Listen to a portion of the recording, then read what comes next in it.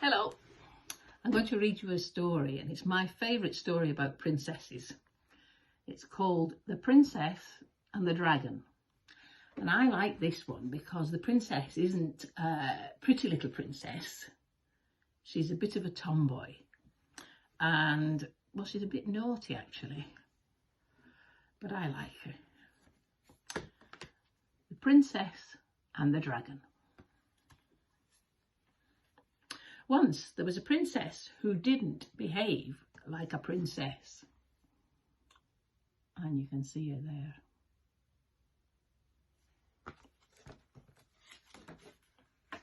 The king and queen were shocked by her frightful manners.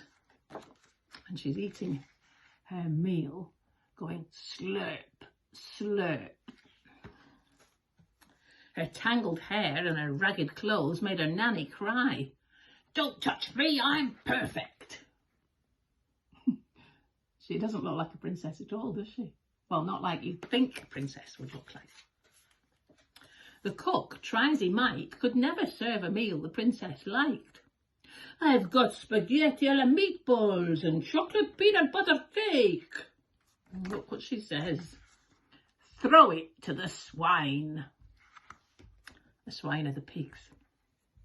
No one ever saw her smile, except when she played a mean trick on the old knight. Can you see the old knight? He's having a nice little sleep in the sunshine. And she's tickling his nose with a worm. Don't think I'd like that. All the mothers and fathers in the kingdom warned their children not to be like her. "Don't act like her. She's a disgrace. No, no, no. Isn't she terrible? Never, never." There they are, all warning their children not to be like that. And of course, I bet some of their children would like to be like that.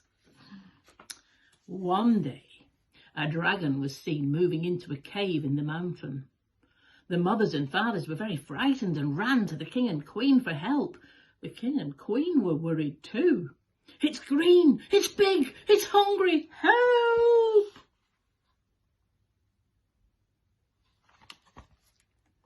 They knew that dragons like to kidnap princesses, but most upset of all was the old knight, as it was his job to protect the royal child. "It's come for our little dear, oh me, oh my!" And there's the knight looking very worried, because he'll have to protect the princess. This news gave the princess a mean idea. Wouldn't it be jolly to watch the old knight fight a dragon? She would let the monster capture her. That's a bit mean, isn't it? Poor old knight. That night, while everyone slept, the princess tiptoed out and made her way up to the terrible creature's cave. And there she is. It's a windy road up the mountain.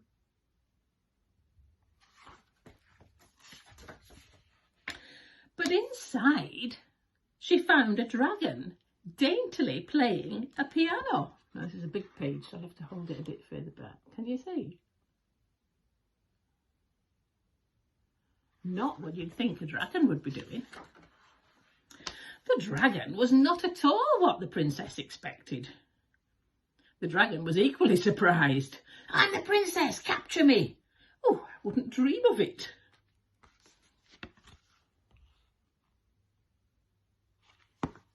The princess thought dragons were fierce, but this dragon wasn't fierce at all. "Don't dragons roar loudly, chase knights and kidnap princesses?" "Oh, the others do. I don't like to."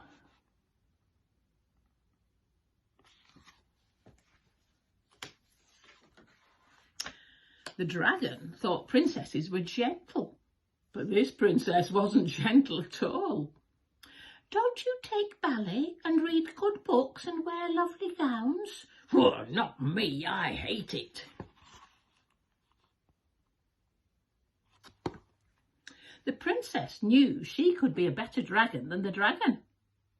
The dragon knew it could be a better princess than the princess. Suddenly they both had an idea. Do you think they know what the idea is?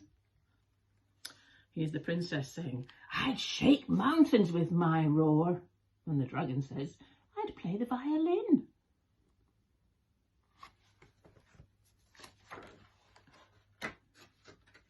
They shook hands and agreed to change places that very night. The dragon said, I'll be the princess. And the princess said, I'll be the dragon.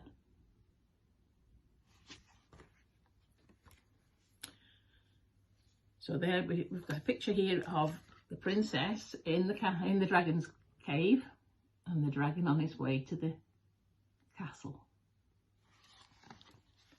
Get going, Greenie, this is my place now. A tisket, a tasket, a green and yellow basket. That's the dragon singing its way down. And wasn't Nanny surprised the next morning? The dragon had put on a lovely blue gown. It curtsied sweetly and wanted some powder for its nose. How lovely you look, princess. Well, thank you, Nanny dear. The king and queen were overjoyed at the change. How polite you are, princess. What perfect manners, princess. Good morning, isn't it a lovely day? Please pass the butter. Very polite now.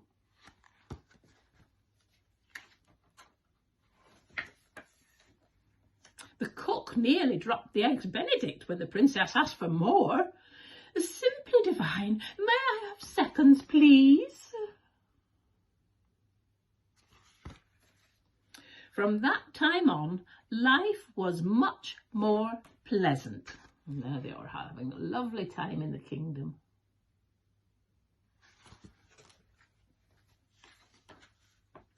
No one really minded the dragon's mean pranks. And here she is, they're all in their bed. Can you see that big roar that she's doing?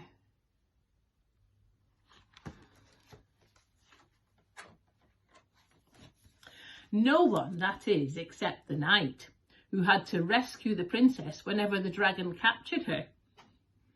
After that, dragon, knight! There he is, chasing the dragon that used to be the princess.